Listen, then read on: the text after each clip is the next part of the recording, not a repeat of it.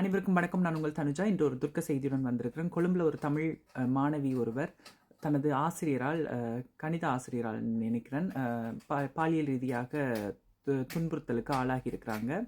மாணவி பள்ளி நிர்வாகத்துக்கு அதை தெரிவித்தும் பள்ளி நிர்வாகம் எவ்வித நடவடிக்கையும் எடுக்கவில்லை. மாறாக மாணவிக்கு மனநிலை பாதிக்கப்பட்டிருக்குன்னு சொல்லி மாணவியை இழிவுபடுத்தி இருக்கிறாங்க.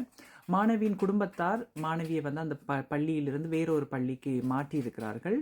மாற்றிய பொழுது அந்த பள்ளியில் இருந்த ஆசிரியர்கள் துஷ்பிரயோகம் செய்த ஆசிரியரோட நண்பர் என்கின்ற காரணத்தினால் அந்த மாணவியை பல மாணவர்கள் முன்வைத்து இழிவுபடுத்தி இருக்கிறார்கள். என்ன சொல்லி இழிவுபடுத்தினார்கள்ன்றது எனக்கு சரியா தெரியவில்லை. ஆனால் அந்த மாணவி அந்த முதல் சம்பவம் குறிப்பாக அதோடு தொடர்பு படுத்தப்பட்டு இழிவுபடுத்தப்பட்டிருக்கிறார்கள். அதை தாங்க முடியாமல் அந்த மாணவி மன உளைச்சலில் மாணவி தன் உயிரை எடுத்துக்கொண்டார். இந்த ஒரு பிரச்சனைக்கும் தற்கொலை முடிவல்ல.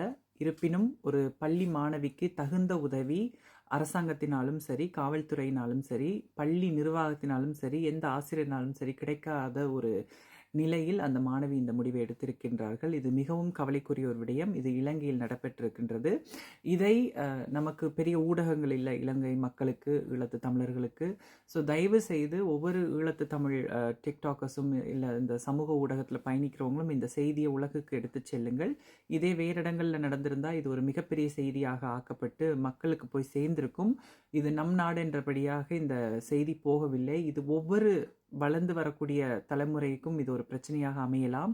நாளை உங்கள் வீட்டு பெண்ணும் இதே ஒரு கஷ்டத்தை சந்திக்கக்கூடிய நிலைக்கும் தள்ளப்படலாம். 2025 ஒரு பொண்ணுக்கு இப்படி ஒரு அநீதி பள்ளியில் நடந்திருக்கு, கல்விக்கூடத்தில் நடந்திருக்கு என்பது மிக மிக மிக மிக கவலைக்குரிய ஒரு விடயம்.